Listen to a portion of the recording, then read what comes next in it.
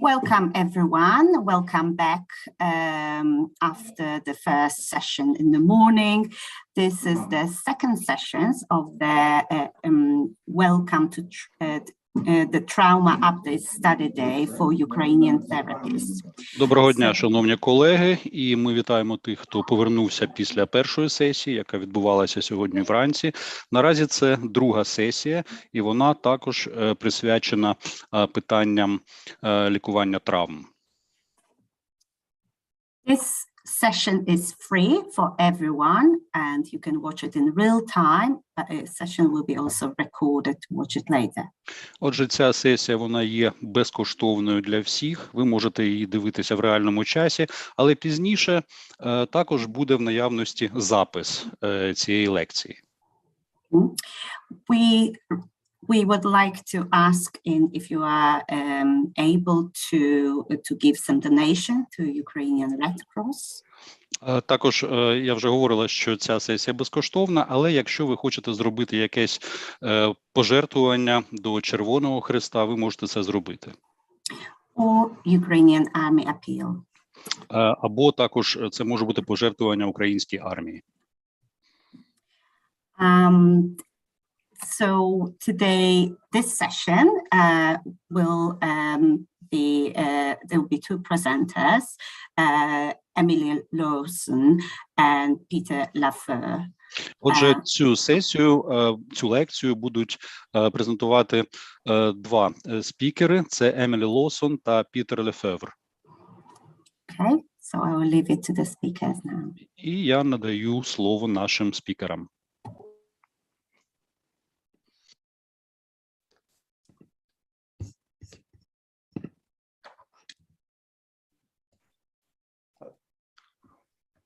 Hello, so my name is Peter Le Feuvre and myself and Emily Lawson will be presenting this session on complex trauma rehabilitation.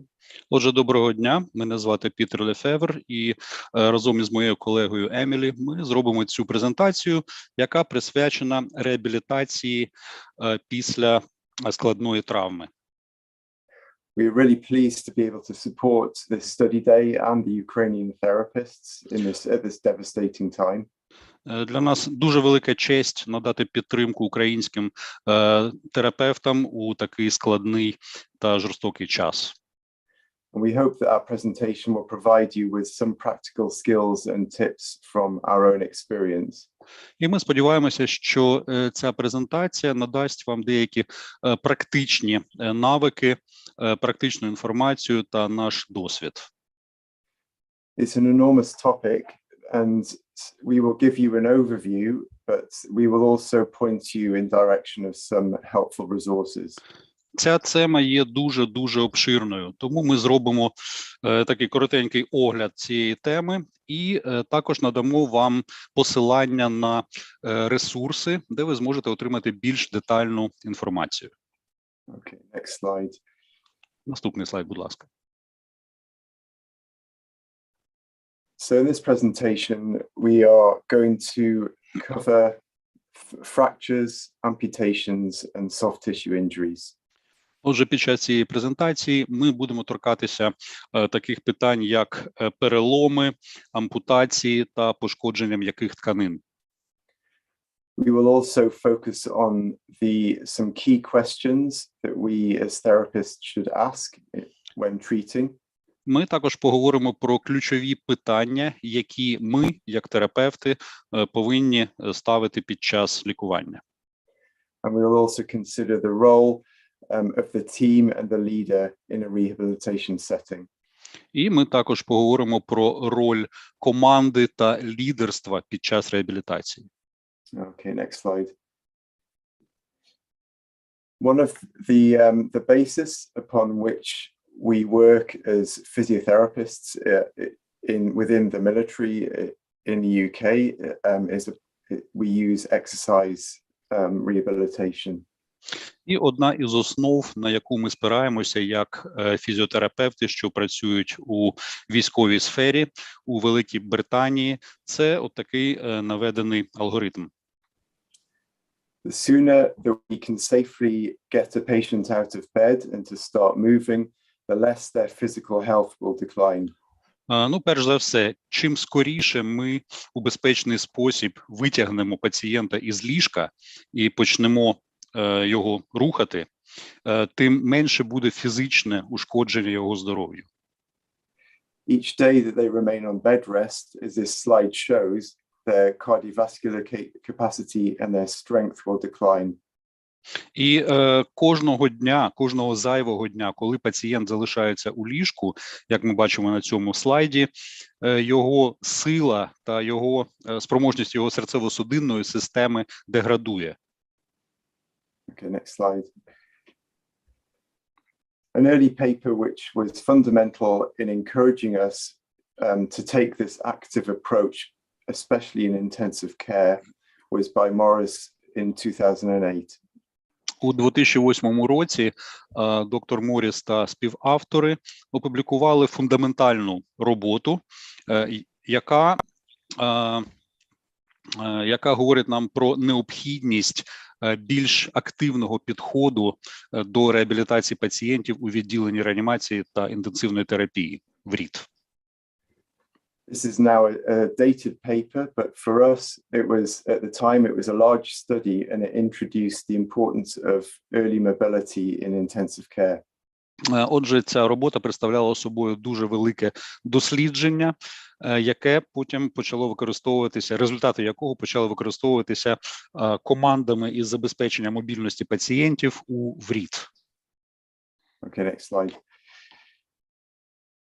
So some of the key points from this research pointed firstly towards the importance of a mobility team.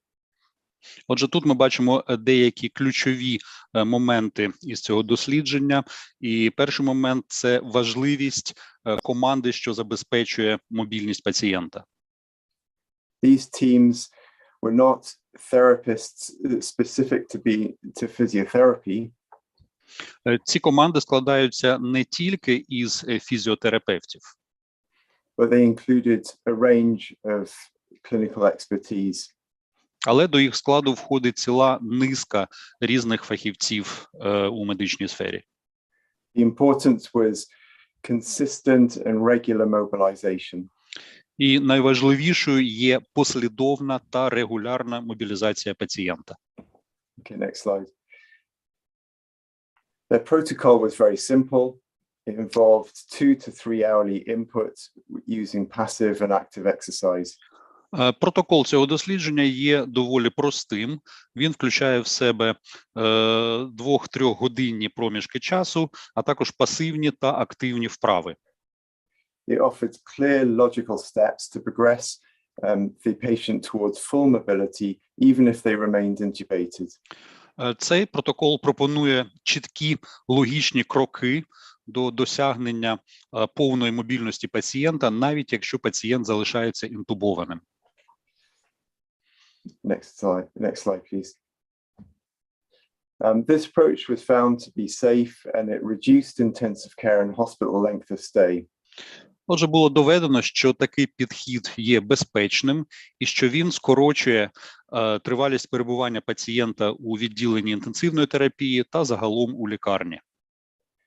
And in our experience, in a compact situation, freeing beds is a key part of the logistics. І виходячи з нашого досвіду, в умовах бойових дій, вивільнення ліжок для інших пацієнтів, що надходять, є найважливішим моментом. And it provides an evidence base to take proactive exercise-based approach in intensive care. І також існують свідчення про ефективність активного підходу щодо вправ пацієнтів у відділенні інтенсивної терапії. Next slide, please. The principles that we learned from our experience are as follows. Отже, принципи, до яких ми дійшли під час нашого досвіду, є наступними. In the intensive care unit, start rehabilitation as early as the patient can systemically cope with it. У відділенні реанімації та інтенсивної терапії необхідно починати реабілітацію пацієнта якомога раніше, по мірі того, як пацієнт може систематично переносити реабілітацію. Involve the whole team. Rehabilitation goals should appear on the nursing and the doctor's care plans as well as the therapist. У процесі реабілітації має брати участь вся команда. І цілі реабілітації мають бути включені до плану лікування медсестер, лікарів, а також терапевтів. And consistent and regular input is needed to build momentum. Отже, для того, щоб не втрачати час, ця робота має бути послідовною та на регулярній основі. Okay, next slide. So in a combat setting, the trauma that we will now discuss can be largely divided into either penetrating trauma or blunt trauma. Уже під час бойових дій травми, які отримують люди, можна умовно поділити на два типи. Це проникаючі або наскрізні травми і тупі або закриті травми. Next slide, please. Penetrating trauma will largely result from high-velocity projectiles, whether it's bullets, explosive ordnance, fragmentation injuries. Отже, результатом проникаюча травма виникає в результаті впливу снаряду, який потрапляє до тіла на великій швидкості. Цим снарядом може бути куля, можуть бути якісь фрагменти, уламки, шрапнель, або це можуть бути уламки від оточуваних, від якихось об'єктів, що знаходяться в оточенні. As these projectiles move through the body, they will follow an indiscriminate path and they will create cavitation injuries within the tissue.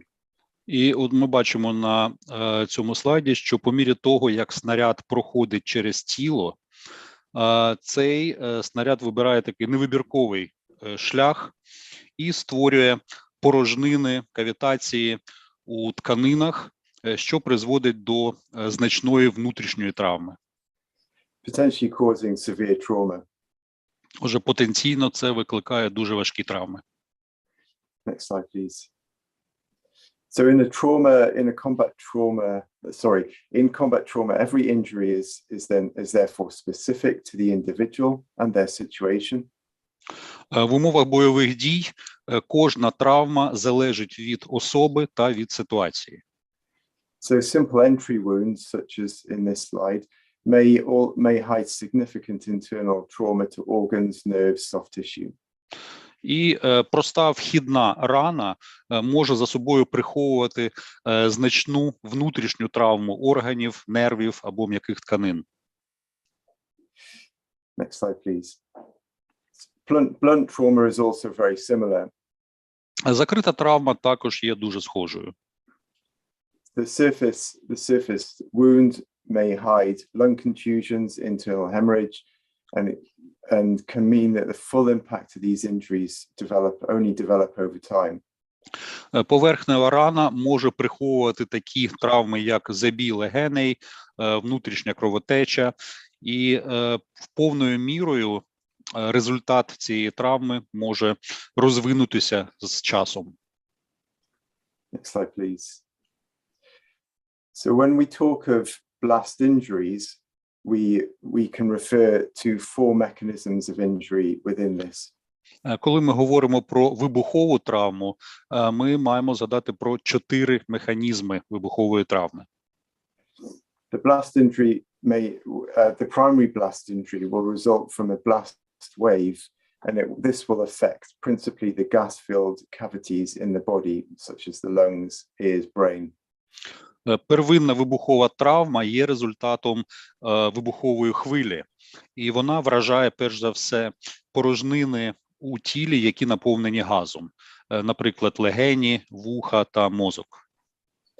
Those closest to the blast or within an enclosed space will experience this most severely.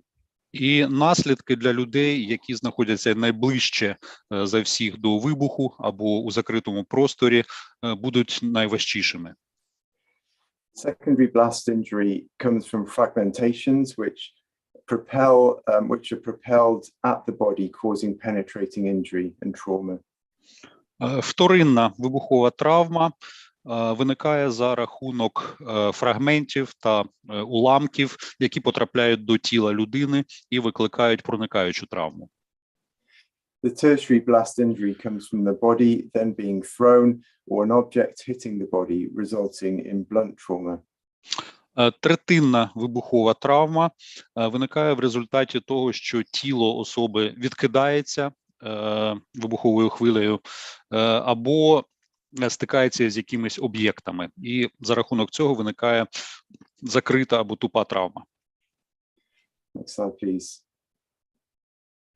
So in our experience in Afghanistan and Iraq, we principally saw blast injury affecting personnel in two different ways. Виходячи з нашого досвіду у Афганістані та в Іраку, ми спостерігаємо два основних типи травми, на які наражаються військові. Those on foot patrol principally suffered penetrating trauma involving amputation, soft tissue injury. Перш за все, це травма солдатів, які проводять патрулювання, і загалом це проникаючі травми та ампутації. This would be similar to a civilian in the street. І такі травми, вони дуже схожі із травмами цивільних осіб на вулицях. Those personnel surrounded by protection, such as inside a vehicle, experience blunt trauma. Ті військові, що захищені, наприклад, бронемобілем, вони частіше за все наражаються на закриті травми. The vehicle protecting them from fragmentation, but the blast wave propelling their body and within the vehicle. Тобто бронемобіль захищає цих військових від проникаючих травм, від уламків, від фрагментів, але вони наражаються на ефект вибухової хвилі всередині бронемобіля. And so you see more fractures and neural injury. І у цьому випадку ми більше стикаємося із переломами та пошкодженням нервів. Over to you, Emily. Будь ласка, Емілі.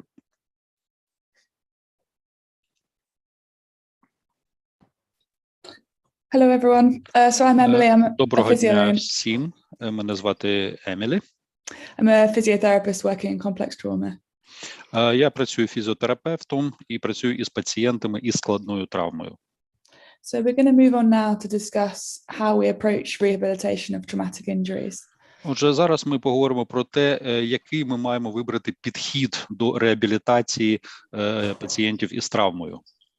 And I think the first thing to say is that traumatic injuries never present in a way that we expect from the mechanism. І перш за все, я хочу сказати, що травма не завжди виглядає так, як ми очікуємо. So it's really important that we do a systematic assessment of the patient when they come into hospital and later on, so we can identify all of the injuries. І тому дуже важливо проводити систематичний огляд пацієнта з того моменту, як він потрапив до лікарні, і коригувати наші дії залежно від результатів огляду. Once we have a good idea of the injuries the patient has sustained, we can think about how we treat them. І коли ми добре розуміємо механізм травми, коли пацієнт стабільний, тоді ми вже можемо розмірковувати про те, яким чином ми його будемо лікувати. Because patients with significant traumatic injuries can feel quite overwhelming to treat. Через те, що пацієнтів із значними травмами може бути доволі важко лікувати, We use 3 questions to guide our approach to treatment. ми маємо поставити собі 3 запитання перед тим, як ми почнемо лікування. The first question we ask is, what can we load?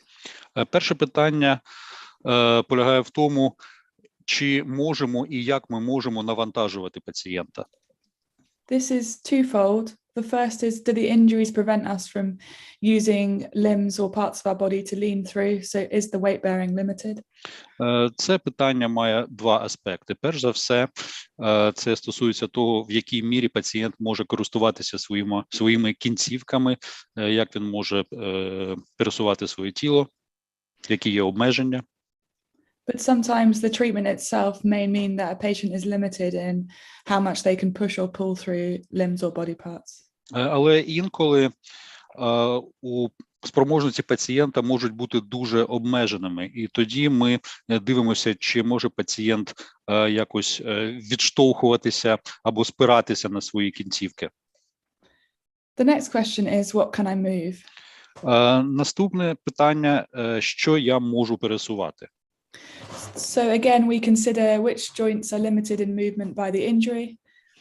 Знов таки ми дивимося, який є у пацієнта діапазон руху після травми. And which are limited by the treatment. І що може обмежити лікування пацієнта. And from that we can make a plan to maximize function using the movement that we do have.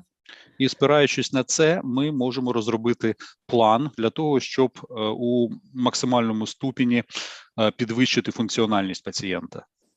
The last question is, what can I strengthen? І останнє питання, що я можу посилити? And this is really, are any of the muscles unable to work or contract? І це стосується, перш за все, м'язів пацієнта, які не можуть скорочуватися або працювати. And are there any muscles we need to strengthen to increase function? І ми дивимося, чи є якісь м'язи у пацієнта, які ми маємо підсилити для того, щоб підвищити його функціональність та силу. Later in the presentation, we will use some injury examples to discuss through these questions. І пізніше під час цієї презентації ми наведемо деякі приклади травм і більш детально це обговоримо.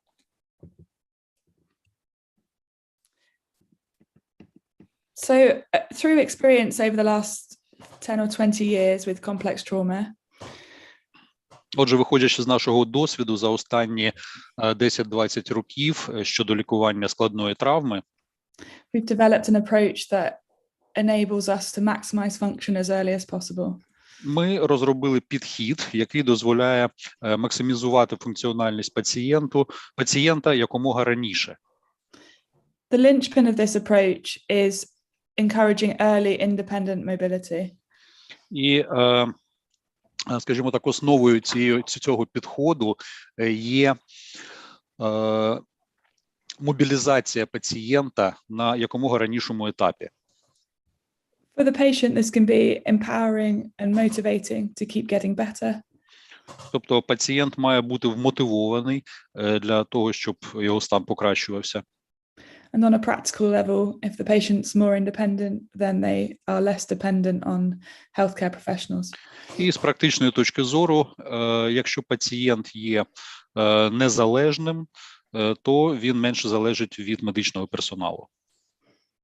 In order to maximize early independent mobility, we engage with a number of approaches, including restoring range of movement. Для того, щоб якомога раніше мобілізувати пацієнта та забезпечити його незалежність, ми використовуємо різні підходи, і перш за все це відновлення діапазону руху пацієнта. We also start cardiovascular conditioning as early as possible. Ми також якомога раніше звертаємо увагу на стан серцево-судинної системи пацієнта. For a patient who's been in bed for some time, this might be quite low level. І якщо пацієнт доволі довго знаходиться у ліжку, рівень функціонування його серцево-судинної системи може бути доволі низьким. We would see a cardiovascular response in a patient simply by moving their legs around the bed while they stay in bed. І ми дивимося на серцево-судинну відповідь пацієнта шляхом рухання його кінцівок на ліжку. Research suggests that engaging in early cardiovascular conditioning can help a patient's body normalize its metabolic response.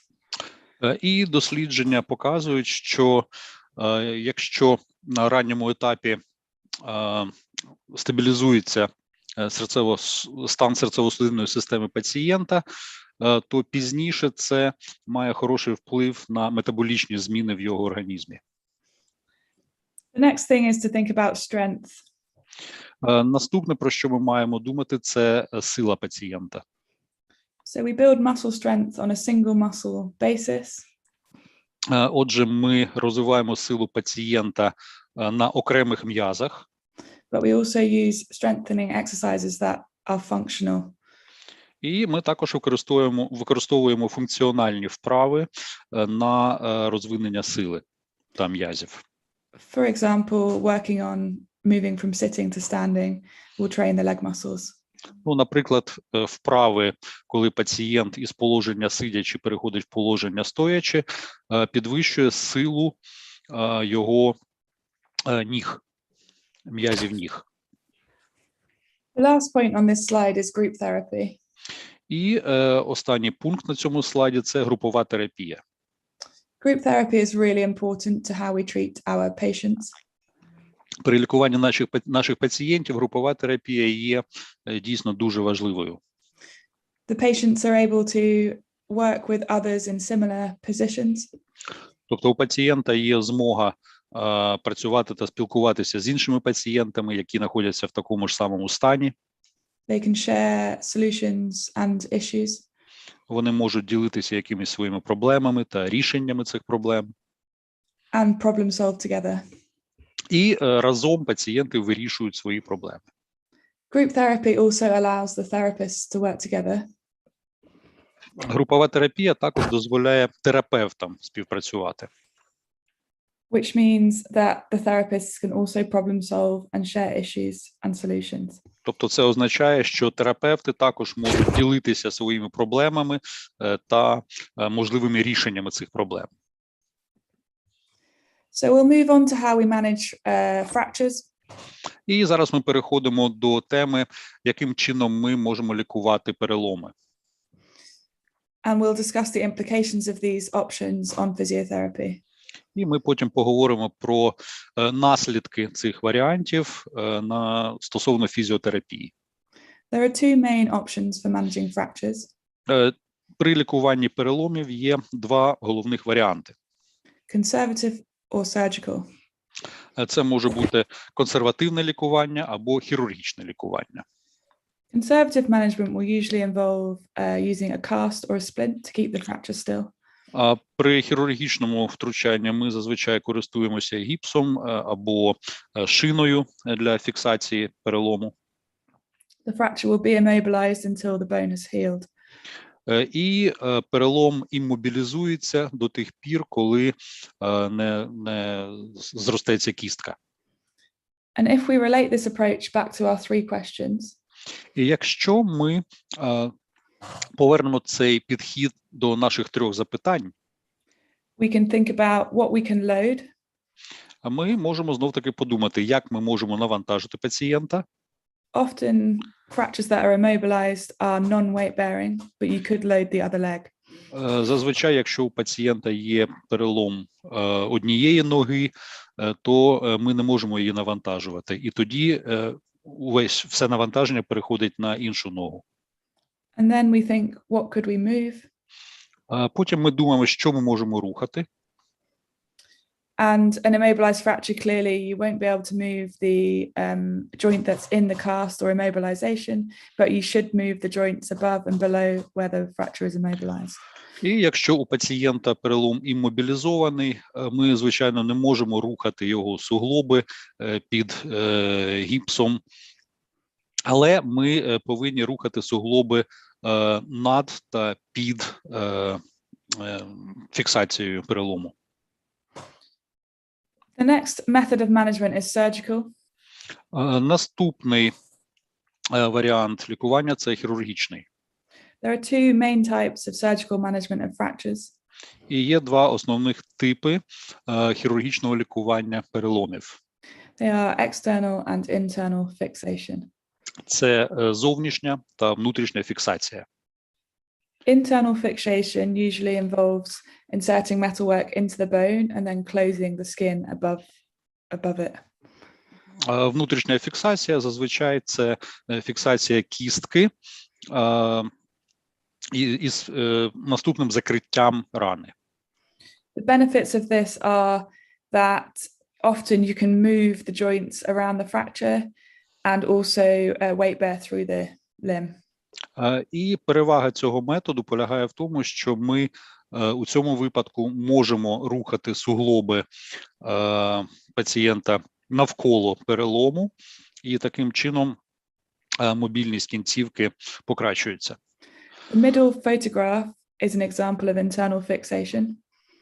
І на цій фотографії ми бачимо приклад посередині, ми бачимо приклад внутрішньої фіксації. Where a nail has been inserted into the tibia. Тобто ми бачимо, що у великого мілкову кістку вона була зафіксована вінтами. And in this case, you would be able to walk on that limb and move the knee and the ankle joint. І у цьому випадку пацієнт може ходити, може спиратися на цю ногу, і також в нього вільно може рухатися колінний суглоб. External fixation involves inserting metalwork from the outside into the bone. Зовнішня фіксація включає в себе використання зовнішніх пристроїв для фіксації кісток. It's often done to allow swelling to reduce and stabilize the injury. Отже, часто це відбувається, коли у пацієнта великий набряк, і це робиться для того, щоб стабілізувати травму. In this scenario, patients will normally not be allowed to walk on the limb. При цьому сценарії пацієнт зазвичай йому не дозволяється ходити та спиратися на кінцівку. But still could move the joints above and below the injury.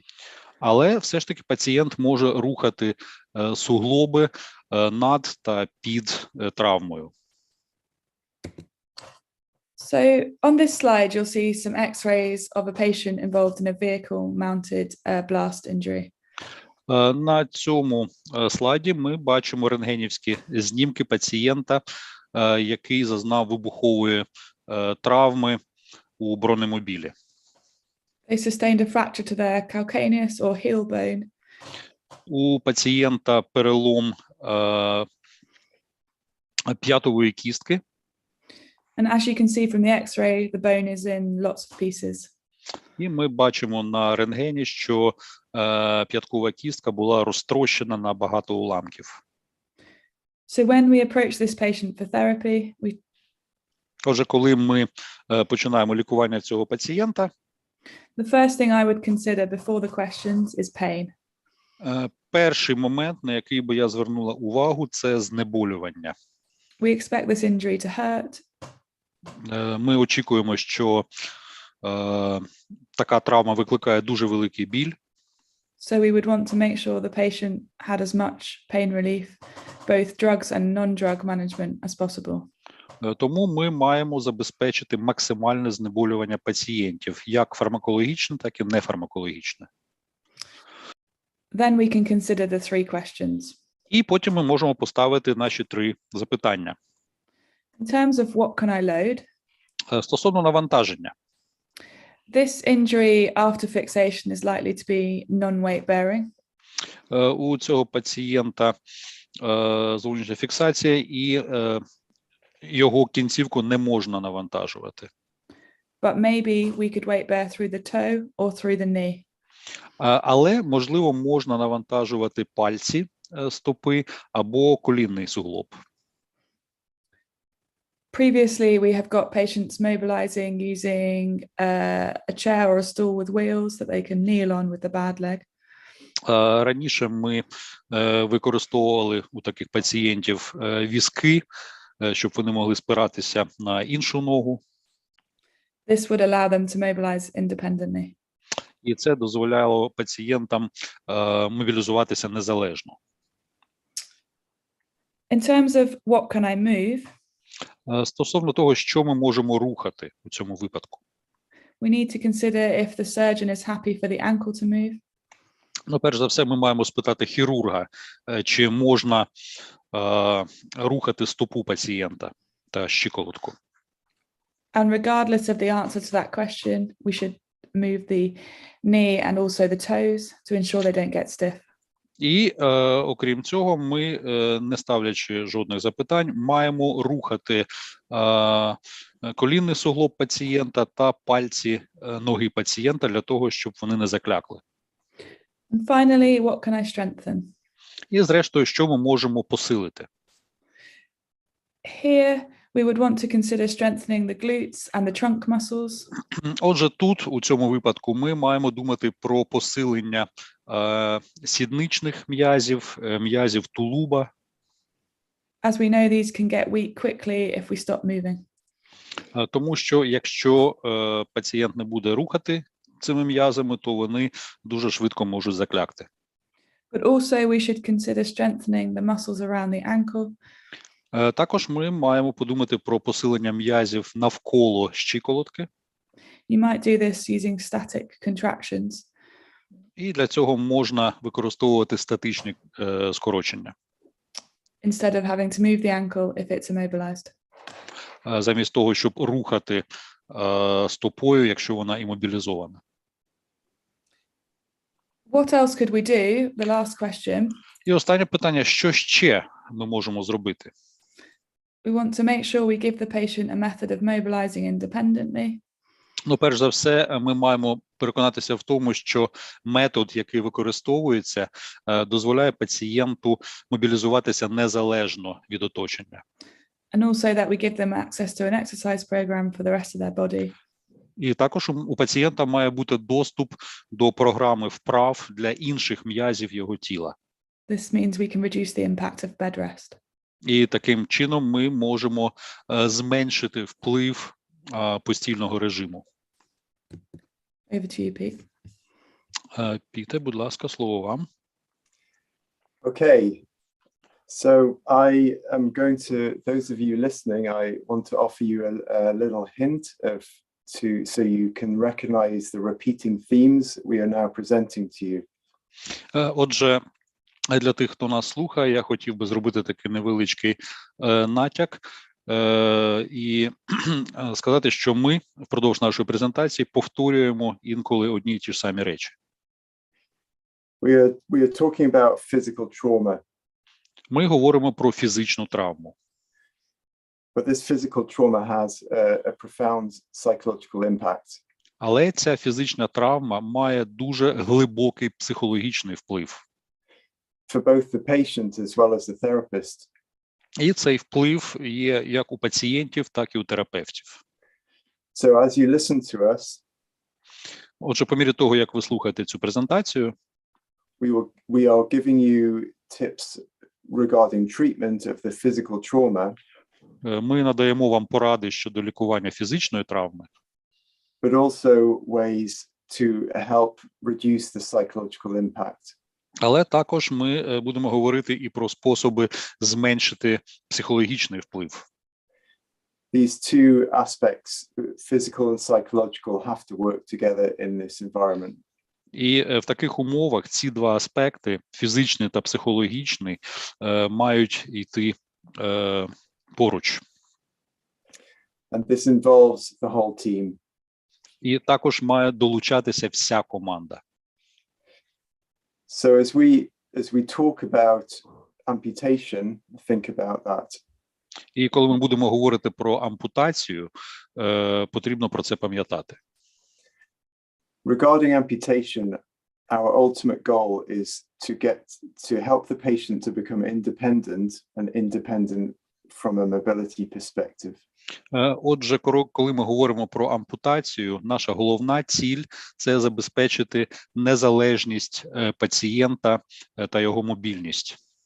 If resources allow, we found it really helpful to work side by side with the prosthetist. І якщо ресурси дозволяють, ми вважаємо, що дуже корисно співпрацювати, тісно співпрацювати із протезистами. If resources allow, being able to fit a prosthetic as quickly as possible is very helpful to the patient.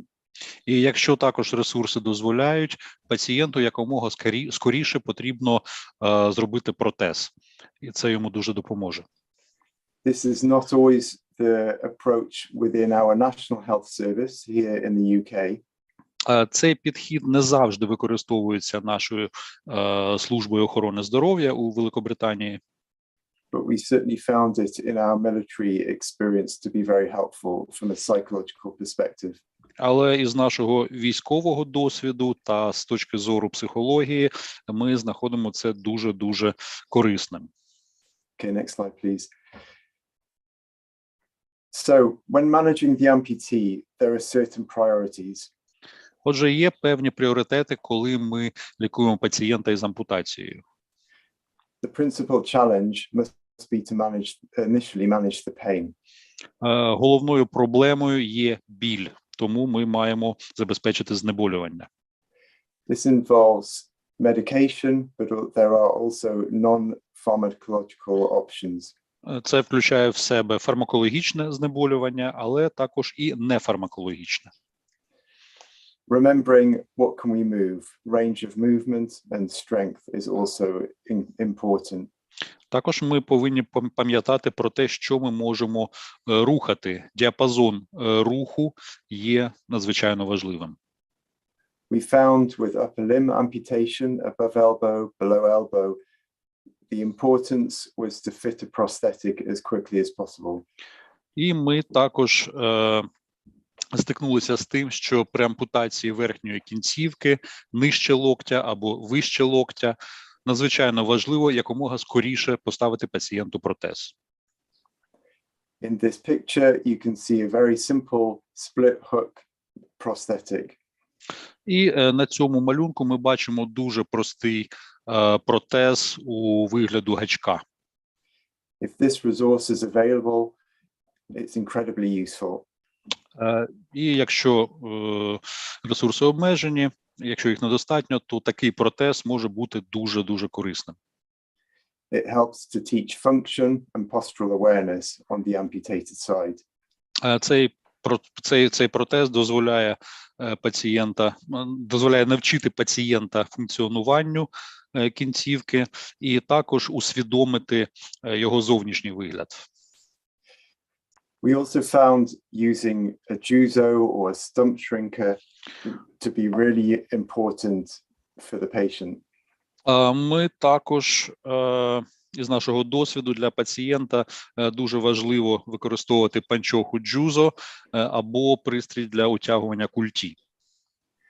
This helps to reduce the swelling in the amputated stump. Це дозволяє зменшити набряк на ампутованій культі. It reduces pain. Це зменшує біль. And it helps with prosthetic fitting later on. І пізніше це дозволяє краще підібрати протез для такого пацієнта. Don't forget the other leg. І також ми не повинні забувати про це. And to manage the injuries on this side as well. І також ми маємо обробляти ту частину культі.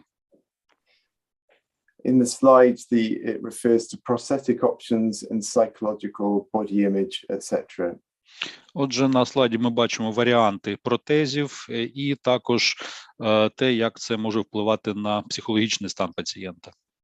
The key points here is to attempt to fit prosthetics as quickly as possible. Основним моментом тут є найскоріше пристосування протезу. And as Emily referred to, the use of group therapy is also a very effective model to help manage the psychological impact of these injuries. І Емілі вже згадувала про групову терапію. Групова терапія також є дуже важливим підходом при лікуванні пацієнтів з ампутацією. Okay, next slide, Emily.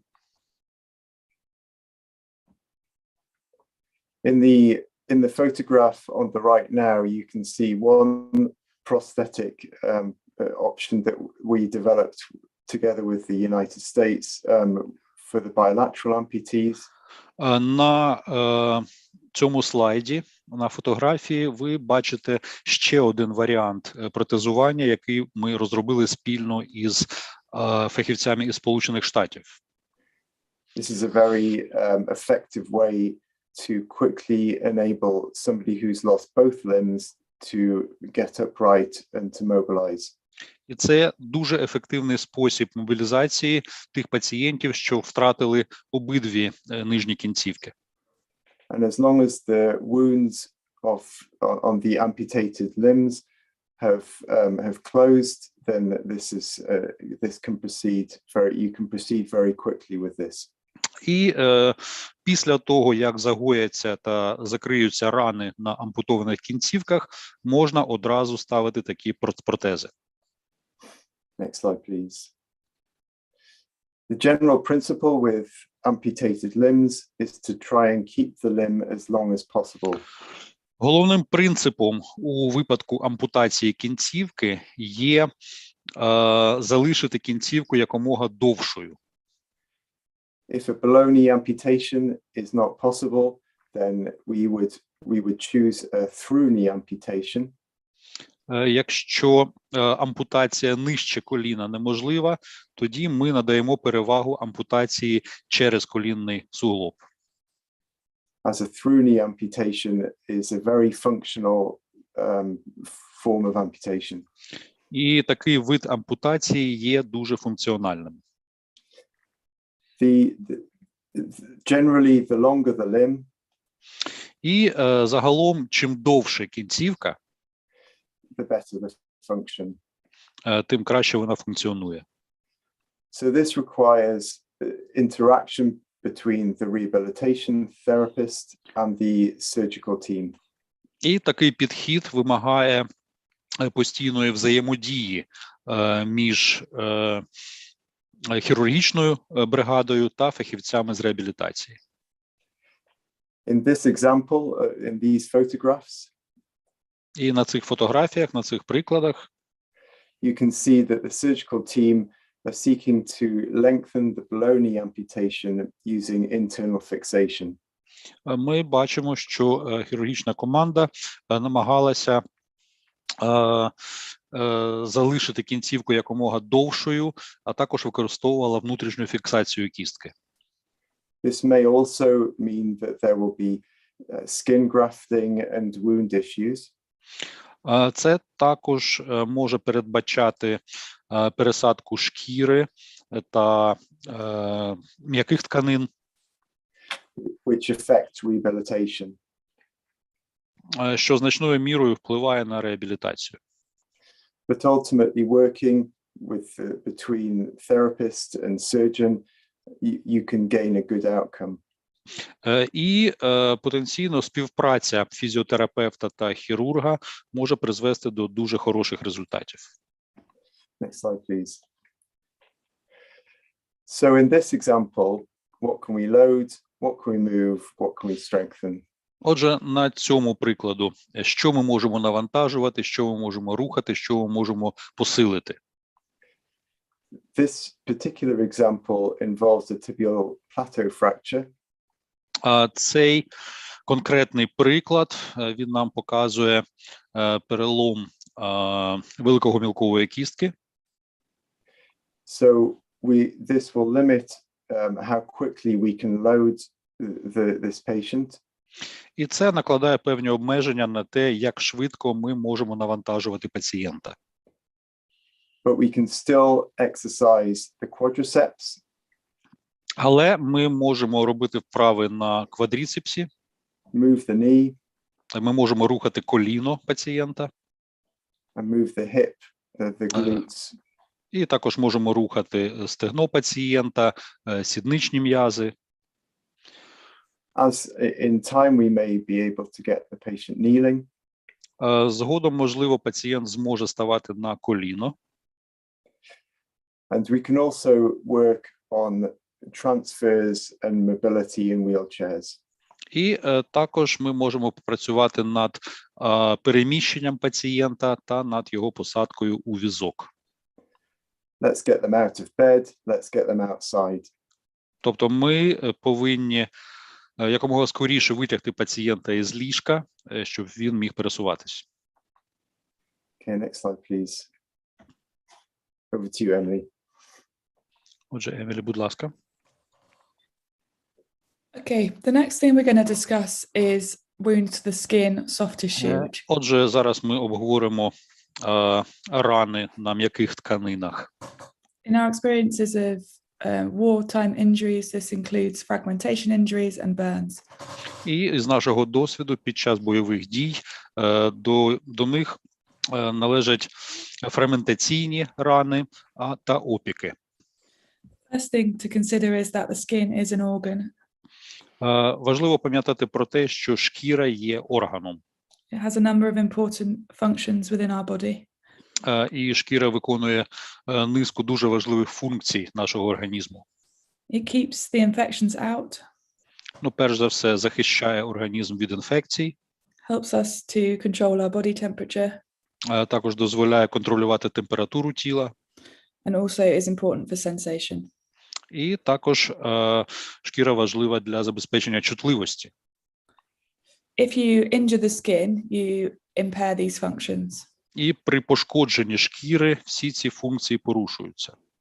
So when we approach patients with significant injuries to their skin or soft tissue, Отже, коли ми бачимо, що у пацієнта значні пошкодження шкіри та м'яких тканин, we may need to consider extra measures to ensure that they're warm enough.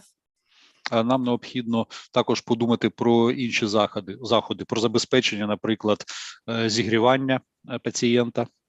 And that we minimize any infection we might expose them to. І також ми маємо подумати про мінімізацію можливості інфекції. So when we consider how injuries to the soft tissue are treated, коли ми говоримо про лікування пошкоджень шкіри та м'яких тканин, any big injury to the skin will be treated surgically. Будь-яка велика травма м'яких тканин та шкіри має лікуватися у хірургічний спосіб. And this can include skin grafts and skin flaps. І це включає в себе використання розщепленого шкірного трансплантату та повношарового шкірного трансплантату. A skin graft involves taking a layer or a number of layers of the skin and then stitching it into the area where the skin defect is. Отже, для цього береться один шар або декілька шарів шкіри та м'яких тканин та переноситься на рану. For this, we rely on the body making new vascular pathways to the skin graft. І у цьому випадку ми покладаємося на те, що в організмі розвинуться нові судинні шляхи на місці враження. Whereas if we use a flap, that involves taking the skin and some of the tissue underneath, as well as the blood vessels. Але якщо ми використовуємо лоскут, то в цьому випадку ми беремо шкіру, підшкірний шар та також деякі судини. The blood vessels are then stitched in, and afterwards the skin is stitched down to the edges of the wound. І після переміщення ці судини зшиваються із іншими судинами. Both skin grafts and flaps are generally taken from other areas of the patient's body. Зазвичай трансплантати та лоскути беруться з інших ділянок тіла пацієнта. Which means that they are a precious resource. І це означає, що на пацієнта накладається додатковий тиск. So usually there will be strict restrictions on the patient as they recover from this surgery. Пацієнти під час одужання після таких операцій, на них накладаються дуже великі обмеження. These usually involve elevation of the area. Зазвичай ділянка, звідки брався лоскут або трансплантат, має бути піднятою. Keeping it warm. Також пацієнт має бути зігрітий. And that the patient is very hydrated to maintain the blood vessels. І також для підтримки кров'яних судин пацієнт має вживати багато рідин. Має забезпечуватися гідратація пацієнта. In terms of how we rehabilitate these injuries, стосовно реабілітації після таких травм, we need to try to minimize the formation of scar tissue. Отже, нам потрібно мінімізувати формування рубцевих тканин. This starts as soon as we're allowed to move the limbs. І це починається з того моменту, коли нам дозволяють рухати кінцівками пацієнта. And may also include splinting into resting positions that prevent shortening of the tissues. І це може також включати в себе використання шин для того, щоб запобігти контрактурі. Once the wound is dry, you may also include scar tissue massage. І коли рана висихає, ми також можемо проводити масаж рубцевої тканини. Another important consideration on rehabilitation is the psychological impact of damage to the skin. Інший важливий момент щодо реабілітації – це психологічний момент. Skin is often the first thing people see of us. Ну, перш за все, шкіра – це те, на що в першу чергу звертається увага. So the impact of scarring can be enormous. І тому вплив наявності рубців може бути дуже великим. I have found that early normalization of the injuries and making sure the patient looks at them can be helpful. І ми також побачили, що рання нормалізація травм та те, що пацієнт бачить ці травми самостійно, це є корисним. But this is another area where we have found group therapy really useful. Але це інша область, і ми також вважаємо, що групова терапія є надзвичайно важливою у цьому випадку. Within the group, there might be others who are further along the healing process. В групі можуть бути люди, у яких процес одужання більш просунутий. Which may help a patient earlier in the journey to understand that they will function again in the future. І це може допомогти пацієнтам, які знаходяться на ранніх етапах лікування, може допомогти їм зрозуміти, що в майбутньому вони також досягнуть певного одужання. So the final patient C, sustained a significant fragmentation injury to their calf. Отже, у останнього пацієнта С, є дуже значні ушкодження його кінцівки. As you can see from the photograph, they've lost a significant amount of skin, but also the calf muscle underneath. Як ви бачите на фотографії, пацієнт втратив дуже великий обсяг шкіри, але також не тільки шкіри, а й м'язів.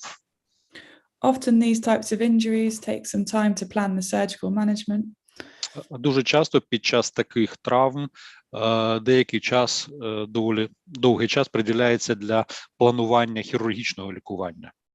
And I would encourage starting rehabilitation prior to surgery if appropriate. І я б порадила починати реабілітацію ще до хірургічного втручання, якщо це можливо. So pre-operatively, consider what you could load. Отже, до проведення операції ми маємо подумати, що ми можемо навантажувати у пацієнта. If the bone underneath isn't fractured and the wound is covered well in dressings. Якщо у пацієнта немає перелома кістки, і якщо рана належним чином перев'язана, you may find that the patient is able to weight bear through the limb. Можливо, пацієнт зможе тримати вагу на цій кінцівці. Or possibly through the knee. Або на коліні. In terms of moving, you would want to keep the knee and the ankle moving as much as the patient could tolerate. Стосовно руху, ми маємо забезпечити рух колінного суглоба та щиколотки в тій мірі, в якій пацієнт може це переносити. And finally, strengthening. І стосовно посилення, you want to make sure the patient keeps their quadriceps and hamstring strong, as well as their trunk and glute muscles. Ми маємо також забезпечити, щоб у пацієнта залишалися сильними різні групи м'язів, це і квадріцепс, і підколінні сухожилля тощо. Post-operatively, you'd expect this patient to have had a flap surgery. Після операції ми можемо очікувати, що у пацієнта буде залишений лоскут. This would mean a number of days with their leg elevated. І це означає, що певну кількість днів кінцівка пацієнта буде піднятою. Over that time, the patient could still engage in exercises in the bed. І після цього вже пацієнта можна долучати до вправ у ліжку. So finally, I think the key point from these case studies we've used is that they're the same patient. So it was a number of injuries sustained in a blast by one patient. Отже, зрештою, я хотіла б сказати, що всі ці три приклади – це один пацієнт, який зазнав вибухової травми.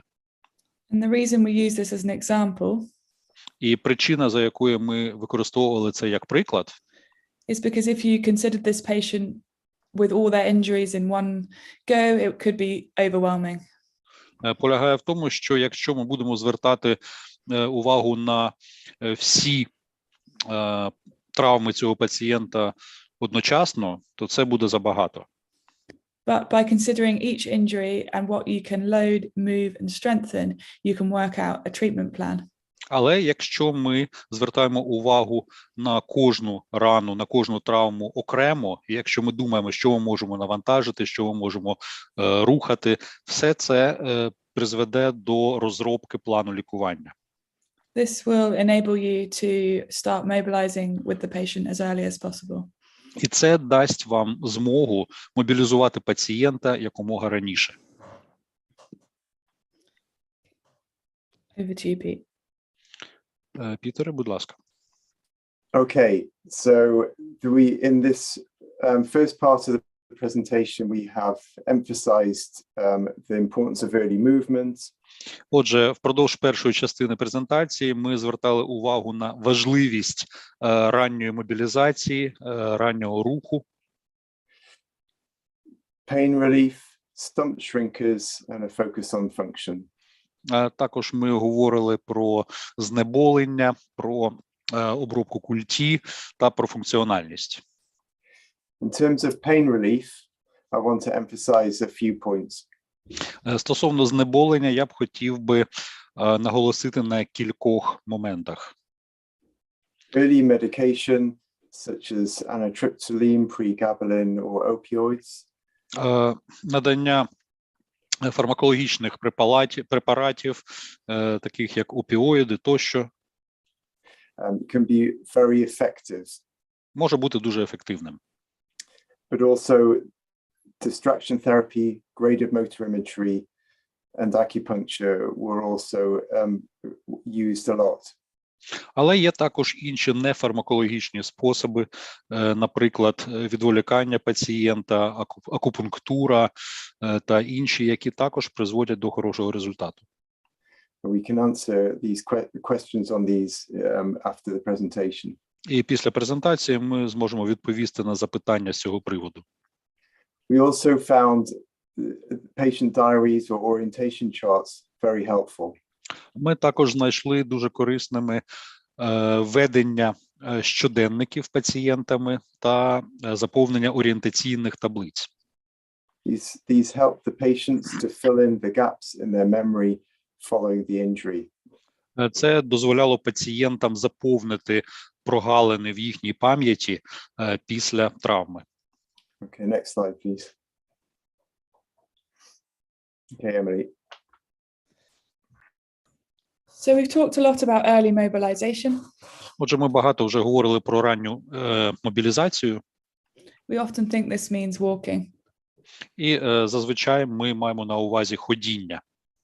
But actually, early mobilization may start when a patient is on bed rest. Але рання мобілізація може починатися ще тоді, коли пацієнт знаходиться в ліжку. When I approach a trauma patient, I first ask myself if they can walk. Коли я працюю із травмованими пацієнтами, я перш за все питаю себе, чи може пацієнт ходити. And then I work backwards down this list until I get to a position that the patient is able to do. Але потім я йду до початку цього списку і просто дивлюся на те, що може пацієнт робити в своєму положенні. Once I've established the starting point, we're able to plan treatment to achieve the end point. І коли ми визначаємо відправну точку, після цього ми можемо розробляти план лікування та реабілітації. Where you start on this spectrum depends on what you can load, what you can move, and what you can strengthen. І та точка, з якої ми можемо починати, залежить від того, як ми можемо навантажувати пацієнта, що ми можемо рухати і що ми можемо підсилювати. We will go through some examples of elements of this, but there is a more detailed resource available. Ми поговоримо трошки про деякі приклади з цього приводу, але є також доступні більш детальні ресурси. So before you start any physio session, it's good, or any rehabilitation session, it's good to ask some questions for safety. Отже, перед тим, як ми починаємо будь-яку сесію з реабілітації, дуже необхідно поставити певні запитання щодо безпеки. The first is whether the patient is medically stable enough to engage in physiotherapy. Ну, перш за все, перше питання – це чи є пацієнт достатньо стабільним з медичної точки зору, щоб можна було починати реабілітацію. With this, we're really referring to blood pressure, temperature, heart rate. І тут ми маємо на увазі артеріальний тиск пацієнта, його температуру, частоту серцевих скорочень. As well as any other relevant observations. А також інші відповідні спостереження. Is their pain control maximized? Отже, чи є максимальним знеболювання? Are they able to follow your instructions and are they engaging with what you're doing? Чи може пацієнт слідкувати вашим інструкціям та чи розуміє він, що ви робите? Following instructions can be complicated in trauma by traumatic brain injury. Виконання інструкцій може бути проблематичним для пацієнтів із пошкодженням головного мозку. While this wouldn't stop you from engaging the patient in rehabilitation, але це не повинно зупиняти вас від залучення пацієнта у процес реабілітації. It's good to have an idea of how you might change your communication to adapt to the patient. І ви тоді маєте подумати, як вам змінити вашу комунікацію для того, щоб адаптувати пацієнта. Consider then if you have enough people to help you with whatever you're trying to do. Також вам слід подумати, чи достатньо у вас людей для того, щоб досягти того, що ви плануєте. My advice is if it's the first time you've tried a new movement, estimate how many people you need and have an additional person. І моя порада така: якщо ви вперше плануєте спробувати якийсь рух пацієнта, тоді додайте до тієї кількості людей, що у вас є, ще одну особу. Finally, consider what dressings and lines and attachments the patient has. І, зрештою, подумайте, які у пацієнта пов'язки, які в нього інфузійні системи використовуються тощо. Speak with the nursing staff about whether any of those things can be detached. Поговоріть із медсестрами, чи можна від'єднати деякі з цих пристроїв. For example, feeding tubes or IV fluids. Ну, наприклад, це можуть бути якісь інфузійні системи або зонди для харчування. So the first example of early mobilization is sitting the patient on the edge of the bed. Отже, перший приклад ранньої мобілізації пацієнта – це сидіння на краю ліжка. We use this when we don't think the patient will tolerate sitting in the chair for any length of time. Ми використовуємо цей підхід тоді, коли в нас є сумніви щодо того, що пацієнт зможе сидіти на стільці впродовж якогось періоду часу. For a patient that has been in bed for some time, you can use it to assess whether they'll be able to sit in a chair. І якщо пацієнт тривалий час знаходився у ліжку, за допомогою цієї вправи ми зможемо оцінити, чи зможе пацієнт сидіти на стільці. You can also use it for physical training. І також це можна використовувати для фізичних вправ. Sitting independently will increase strength in the trunk and head control. Незалежне сидіння пацієнта підвищує силу його м'язів його тулуба, а також контроль голови. And often functional activities are easier once sitting. І також деякі функціональні активності, вони набагато простіші, коли пацієнт сидить. So in terms of how you get a patient who is relatively immobile on the edge of the bed, we have a video. Отже, у нас є відео щодо того, яким чином можна посадити пацієнта, який є імобілізованим. So first of all, you roll the patient onto their side. Перш за все, ми перегортаємо пацієнта на бік. Then you would bend their legs forward so they're over the edge of the bed. Потім ми згинаємо його ноги на краю ліжка. And then you would support the patient to come into sitting, encouraging the patient to do that themselves. Після цього ми підтримуємо пацієнта і намагаємося зробити так, щоб він сів самостійно. Once the patient is sat on the edge of the bed, if they're struggling to sit independently, щойно пацієнт сидить на ліжку, і якщо йому важко сидіти самостійно, the therapist behind can offer them a backrest. Терапевт, що знаходиться позаду пацієнта, може його підтримувати за спину. And encourage extension through the back. І також забезпечувати розтягування м'язів спини. As long as the patient is allowed, you would probably want the bed lower than in this video, so their feet are on the floor. Отже, якщо ситуація дозволяє, то ліжко пацієнта може знаходитися нижче до підлоги, ніж на цьому відео. This often helps with balance. І це часто також допомагає для тримання рівноваги. The next type of transfer we'll discuss is one we found particularly useful with bilateral above-knee amputees.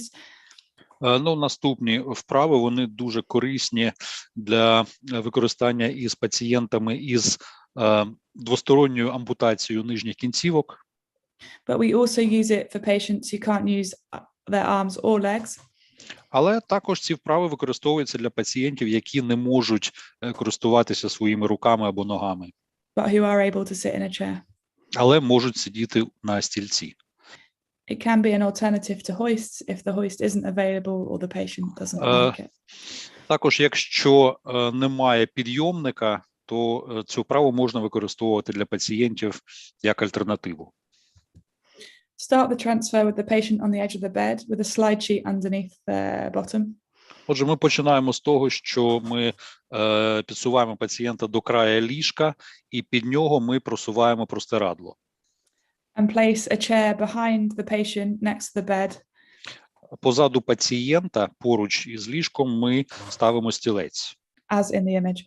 Як ми бачимо на фотографії. You want at least three helpers with this, so one either side of the patient and one behind. У цьому процесі мають брати участь 3 особи. Одна особа повинна бути за спиною пацієнта і 2 особи по бокам. If the patient has their legs, then it may be useful to have a fourth person to assist with the legs. Якщо у пацієнта є ноги, тоді, можливо, буде потрібна 4-та особа, що буде підтримувати ноги. And then there's a video from the front. От ми бачимо, як це відбувається на відео. So you just slide the patient back in a straight line into the chair. Отже, ми зсуваємо пацієнта назад і садимо його на стілець. We do it in 2 parts so that the therapist can move. 2 stages. Отже, це робиться у 2 прийоми. To get back into the bed, you just do the same movement in reverse. Для того, щоб повернути пацієнта назад у ліжко, ми робимо те ж саме у зворотному порядку.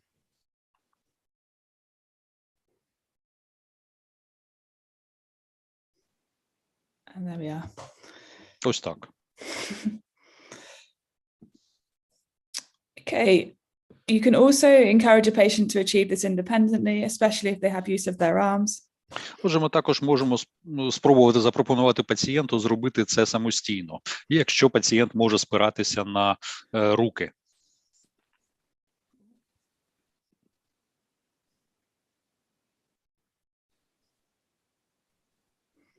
We have also got patients who don't have use of their arms to do this by a wiggling motion.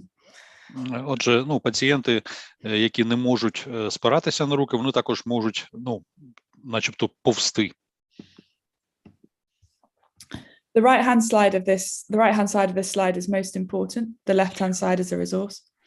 На цьому слайді найважливішою є частина справа, а частина зліва – це стосується ресурсів. There are some important tips to consider. І тут є деякі корисні поради, які варто враховувати. Make sure the height of the bed and the chair are as similar as possible. Ну, перш за все, ми маємо забезпечити те, щоб висота ліжка та стільця була однаковою. Sliding the patient downhill into the chair is very easy, but returning uphill into the bed will be very difficult. Тому що пересувати пацієнта зверху вниз доволі просто, але дуже важко його пересувати знизу вверх. It will be a big stretch on hamstrings, so consider a bend in the knees. А також у пацієнта буде дуже велике навантаження на колінні сухожилля. And you can do this transfer without the slide sheet.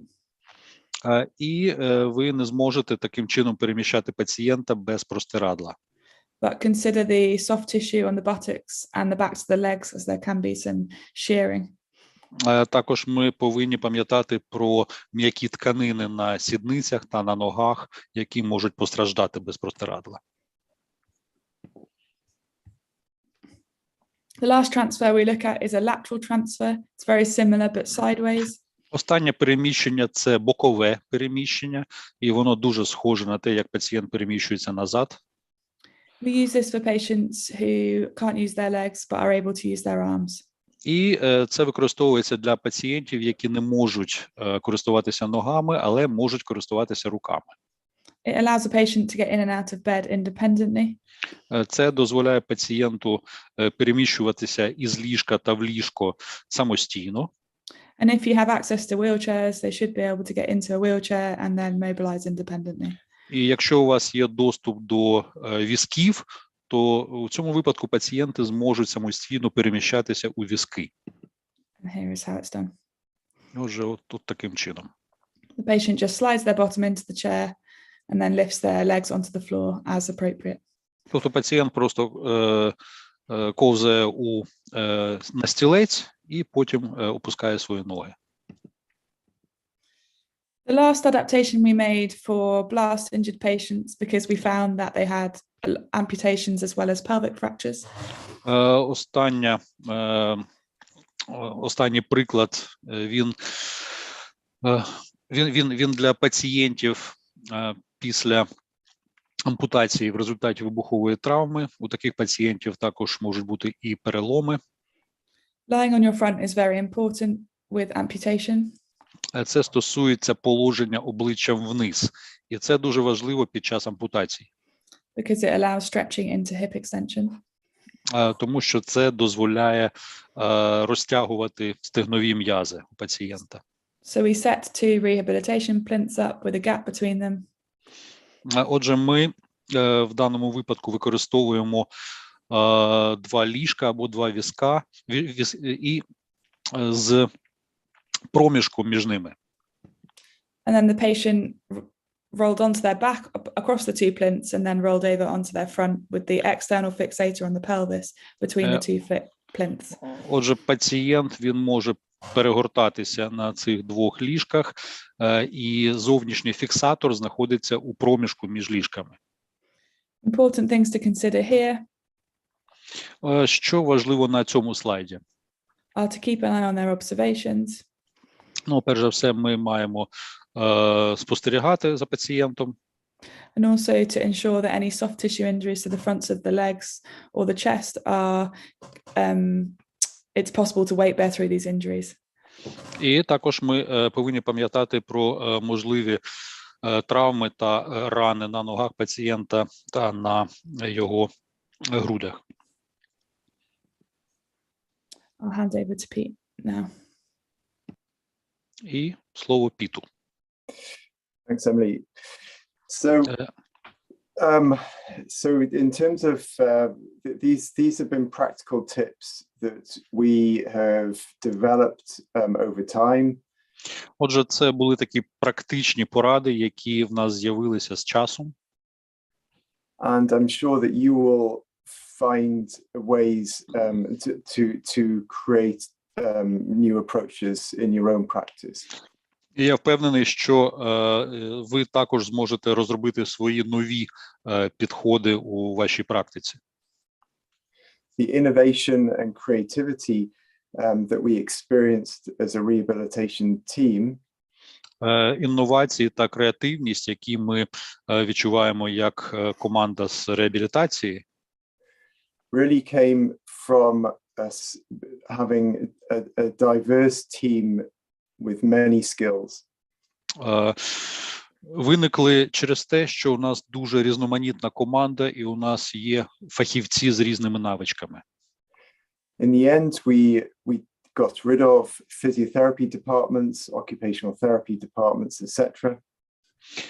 І ми залучали спеціалістів із відділення фізіотерапії, ерготерапії тощо. And we created what we call an interdisciplinary approach. І з цими фахівцями ми створили так званий міждисциплінарний підхід. So, as a physiotherapist, I worked alongside an occupational therapist, a psychologist, etc.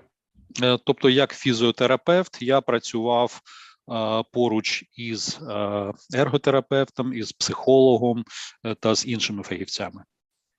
And we shared and partnered together to try and resolve the problems the patients faced.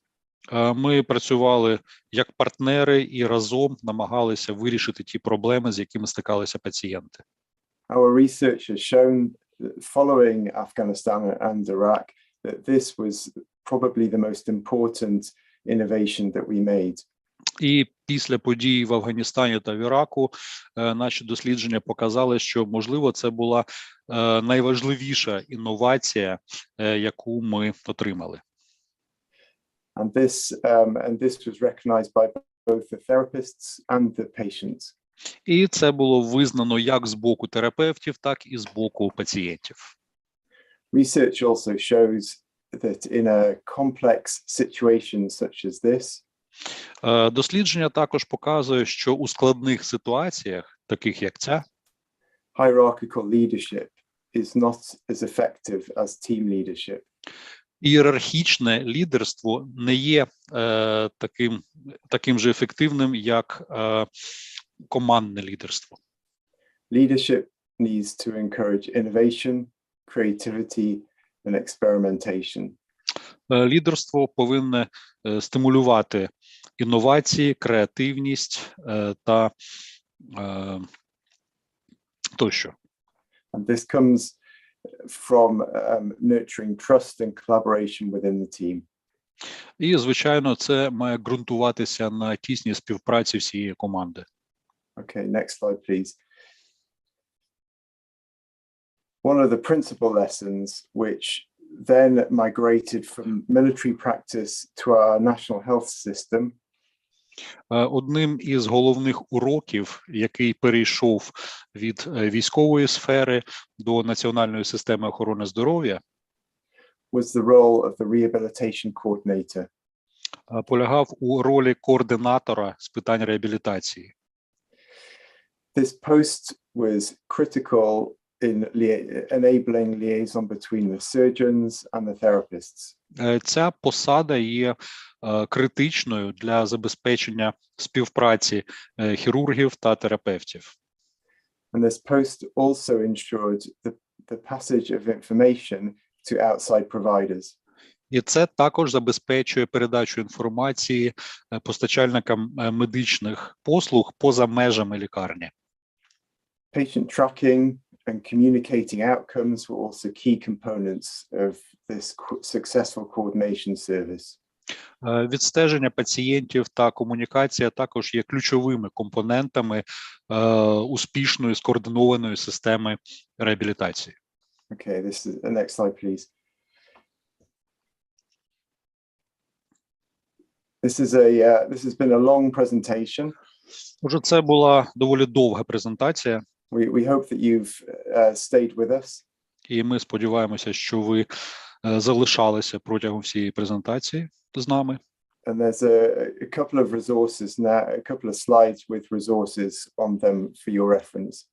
І наступні кілька слайдів містять посилання на ресурси, до яких ви можете звернутися. I think we can now turn to questions. Is that right, Rachel? Ну і зараз ми готові відповісти на ваші запитання. Yes. Hello. Thank you so much, Pete Дякую. and Emily. Дуже вам дякую, Пітере та Емілі. And there were some questions as we went through the presentation. So I'll just go back to the questions. Anyone who is, sorry. Отже, в ході презентації виникало доволі багато запитань, і ми зараз по ним пройдемо. Also, just wanted to remind you, you can post your questions to the chat and the YouTube, and we can then read them out to the speakers. Я також хотіла вам нагадати, що ви можете розмістити свої запитання у чаті на YouTube, і ми тоді їх прочитаємо нашим спікерам. The first question, what are the possible options for non-pharmacological anesthesia?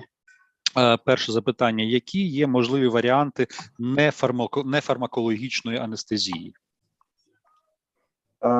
So I think the things we found particularly helpful, we've mentioned the stump shrinker, that's above limb or lower limb. Стосовно того, що ми винайшли і знаходимо особливо корисними, це перш за все пристрої для фіксації культі. Acupuncture, TENS machine. Це також акупунктура, це пристрої для розтягування. Limb exercises and movement. Це також вправи для кінцівок, для забезпечення руху кінцівок. There's some good evidence by authors such as Laura Mosley. Sorry, can you repeat it? Yeah, there's some evidence or published work by Laura Mosley. Також дуже переконливі докази були опубліковані науковцями Лоунс і Мозлі. On graded motor imagery. Це стосувалося градуйованої монометрії. And using imagined movements of the amputated limb in particular. І це стосувалося уявлених рухів ампутованої кінцівки. But I would also stress that the importance of sleep as well. Але я також хотів би наголосити на важливості сну. We often found those with ongoing pain would have issues with sleep, and there's an interaction between sleep and pain, I think. Ми часто стикаємося з ситуаціями, коли біль заважає пацієнтам спати, не дає їм спати, або сон у них дуже приривчатий. Emily, do you have any suggestions? Емілі, чи може ви хотіли б щось додати? You've covered most of the ones for long-term pain. Також це стосується довготривалого болю. In the acute scenario, we can use simple approaches to reduce pain. При гострому сценарії ми можемо скористатися простими підходами для зменшення болю. If you think inflammation might be driving the pain the patient is having. Якщо біль у пацієнта викликається запаленням, then you can use simple interventions like ice if it's available. Тоді можна скористатися простими втручаннями, наприклад, використати лід. Also elevating the swollen injury. Також можна підняти ту кінцівку, де є травма і набряк. Yeah, that's it. I think and that point Emily's just made is really helpful. Дякую. І те, що сказала Емілі, це дійсно дуже корисно. Assess the cause of the pain. Ми маємо оцінити причину болю. Is it coming from the wound? Чи причиною є рана? Is it a phantom pain, phantom sensation? Чи це фантомний біль? Is it coming from the psychological impact of the injury? Чи цей біль виникає через психологічний вплив? We know that there's very close interaction between the psychological and the physical reports of pain. Ми знаємо, що є дуже тісний зв'язок між фізіологічним та психологічним болем. And in the early phases of the conflict in Iraq and Afghanistan, І на ранніх етапах конфлікту в Іраку та Афганістані we learned very quickly the importance to be proactive with medication. Ми дуже швидко побачили важливість активного використання медикаментів, Not waiting for the patient to experience pain, не чекаючи до того моменту, коли пацієнт почне відчувати біль. starting anti-neuropathic medications as early as possible. Тобто починати давати антиневропатичні препарати якомога раніше.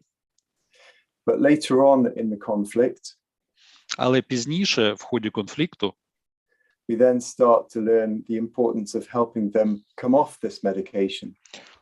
ми помітили важливість того, щоб пацієнти припинили використовувати ці медикаменти. So it's a complex subject area. Отже, насправді це доволі складна сфера. I hope some of those suggestions help. Ну, я сподіваюся, що моя відповідь була корисною. Any other questions? Thank you, Peter and Emily. Yes, there is another question. This is about managing the polytrauma patient, cerebral injury, pelvis fractures. Дякую, Пітере. І є інше запитання стосовно ведення пацієнтів із політравмою і із переломом кісток тазу. I can take this one, I think. Я можу відповісти. So I think with the brain injury complicates trauma patient rehab. Ну, я думаю, якщо у пацієнта є ушкодження головного мозку, це ускладнює реабілітацію. And often it becomes about using function as a tool for rehab. І часто ця функція використовується як інструмент реабілітації. And using single-step commands. Також ми використовуємо однокрокові команди. So instead of asking a patient to roll and then push up into sitting, І замість того, щоб просити пацієнта перегортатися або сісти, you might just tell them to sit. ви можете просто їм сказати сидіти. And sometimes that can be an easier instruction to follow. І інколи ця інструкція може бути для них простішою. Sometimes we find with enough therapists, we just need to move the patient into a functional position.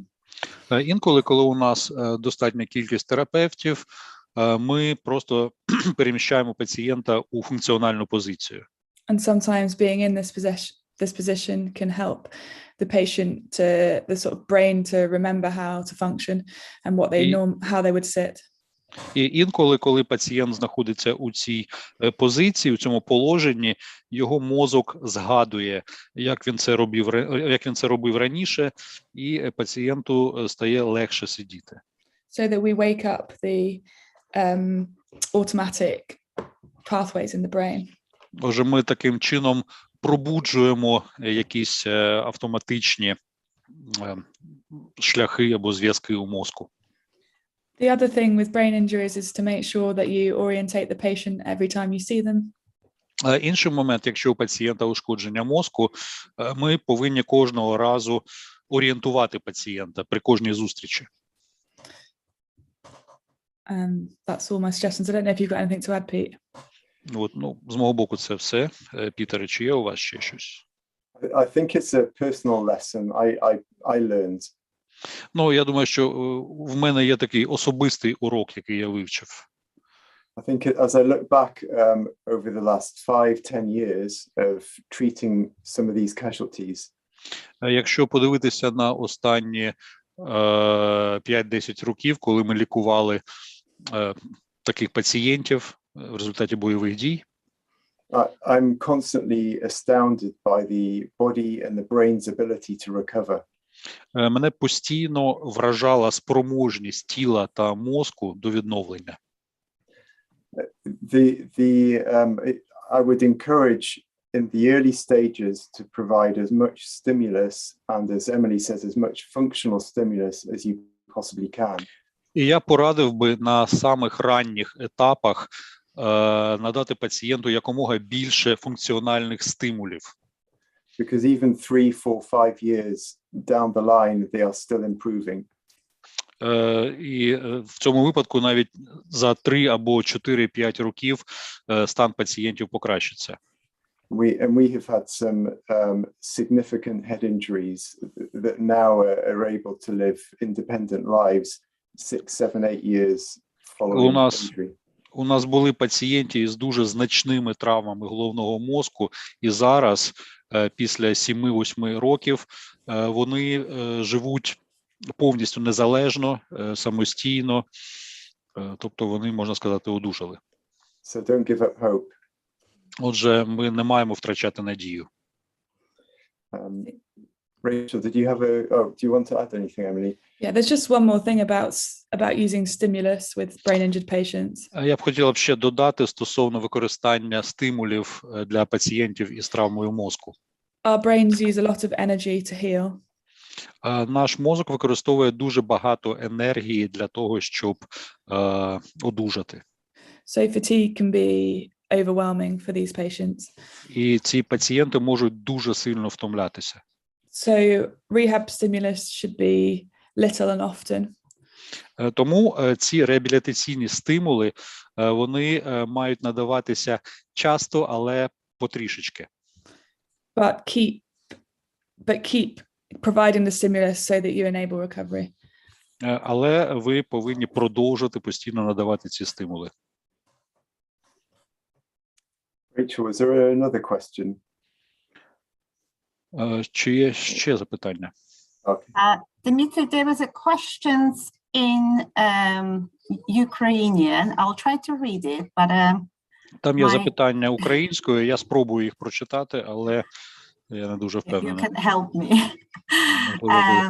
Ви поможете? So this is, yeah, okay. So хіба ієрархічний I can read it. I can read it. Yeah, it will be much better. Yes, Отже, я прочитаю запитання. Хіба ієрархічний лідер не виконує координації в команді із іншими підрозділами? The question is, if a hierarchical leader, doesn't he perform coordination within the team with other units? So the way it's an excellent question. Це дуже гарне запитання. So our teams were led by a senior clinician or consultant. Отже, наші команди, вони керуються головним лікарем або консультантом. He or she would coordinate clinical decision making from the team. І він або вона координують прийняття клінічних рішень для команди. And within the team, the day-to-day clinical leadership Але всередині команди повсякденне клінічне лідерство would move depending on the needs of the patient. Переходить до різних осіб залежно від потреб пацієнта. So if their principal problem was prosthetics or recovery from an amputation. Отже, наприклад, якщо головна проблема – це протези та відновлення пацієнта після ампутації, then maybe the physiotherapist and prosthetist would coordinate the leadership of the patient management. У цьому випадку лідерство буде у протезиста та фізіотерапевта. But the consultant would be managing this interaction. Але консультант або головний лікар буде керувати цією взаємодією. They will be coordinating beyond the team to other hospitals or specialists or specialisms. Також за межами команди цей координатор, він буде координувати роботу з іншими лікарнями та іншими фахівцями. So we call this a very flat form of leadership. Отже, ми це називаємо, так би мовити, пласкою формою лідерства. the consultant does not direct how everybody and what everybody is doing.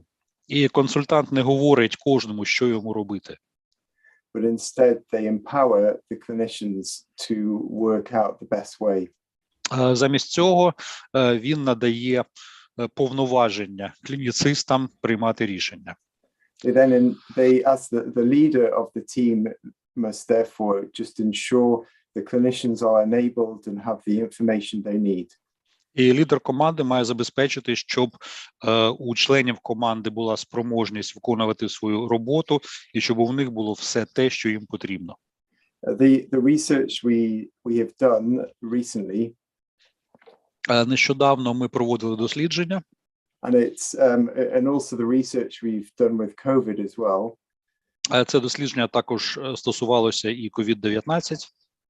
Is that the highest performing teams operated with this leadership model. І ті команди, які використовували цю модель лідерства, вони були найефективнішими. Where leadership was hierarchical and directed how things worked. Коли ж лідерство було ієрархічним, і коли якийсь керівник давав завдання, кому що робити, it appears the performance was lower. Ефективність таких команд була нижчою. And there was a high degree of distrust amongst the clinicians and the team. І також був достатньо високий рівень недовіри між клініцистами всередині команди. So I hope this explains my comments earlier. Я сподіваюся, що це пояснює мої попередні коментарі. This approach is also supported when we look at business research. Але цей підхід також добре працює у бізнесі, згідно з нашими дослідженнями. Because when we're facing a complex, unknown situation, тому що коли ми стикаємося із складною, невідомою ситуацією, we can't predict what's going to happen. Ми не можемо спрогнозувати, що трапиться. And so we need to have an innovative and creative response. І для цього ми маємо використовувати інноваційний та креативний підхід до реагування. So we problem solve as we face difficulties or challenges. І ми вирішуємо проблеми в міру їх виникнення. And so this interdisciplinary approach seems to be the optimal way to manage complex trauma. Тому для лікування пацієнтів із складною травмою от такий міждисциплінарний підхід, він видається як найбільш ефективний. Okay, any other questions? Чи є ще запитання, будь ласка? There is a question. How do you communicate with patients who have sensorimotor aphasia? Ну, є запитання, як ви спілкуєтеся із пацієнтами, в яких сенсорна або моторна афазія? I can take this one, Pete. Я можу відповісти. So there's a session on communication at 1600 Eastern European time, I think that is. Отже, буде сесія стосовно комунікації о 4-й годині. But for some simple ideas, але є деякі прості ідеї. I use miming. Я використовую такі мімічні підходи. Which does make me feel a bit silly, but does normally get the message across. Можливо, я виглядаю не дуже розумною під час таких мімічних вправ, але це допомагає мені досягти того, що треба. The other thing is to develop picture communication charts. Інший спосіб – це різні малюнки, якісь комунікаційні таблиці.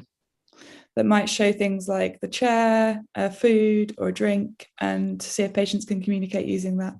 Тобто можна намалювати стілець, або якусь їжу, або якісь напитки, і це дозволяє комунікувати із пацієнтами легше. And the final thing, I think this is probably obvious, is to make sure that you know that you're speaking the patient's first language. We see lots of different people from lots of different nationalities at the hospital I work in.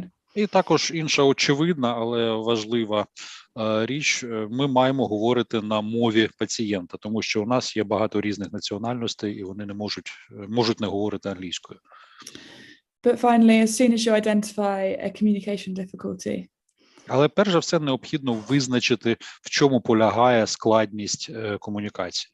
if you have speech and language therapy colleagues, Якщо у вас є колеги-логопеди, bring them in to ask their advice because they're expert on this. то можна їх долучити, і в мене є також поради для них, тому що я експерт в цьому. I hope that's helpful. Ну, сподіваюся, що це було корисним. Do you have Моя anything to add, відповідь. Pete? Пітере, perfect. чи є у вас? Ні, немає зауважень. Okay, perfect. Thank you so much for the fantastic presentation and answering the questions. Добре, дуже вам дякую за фантастичну презентацію та за ваші відповіді на запитання.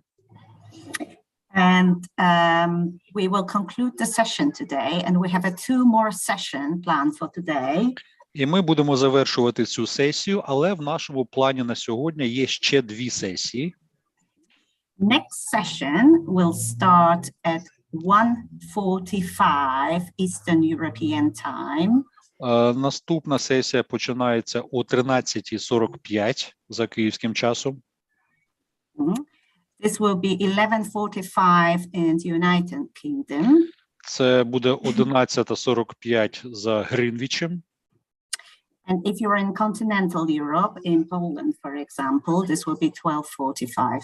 А якщо ви знаходитеся у континентальній Європі, наприклад, у Польщі, то це буде 12:45. Okay, so thank you very much and дякую for watching. Отже, дуже вам дякую за те, що подивилися нашу презентацію. And hopefully see you later today. І сподіваюся побачити вас сьогодні пізніше. Thank you. Bye.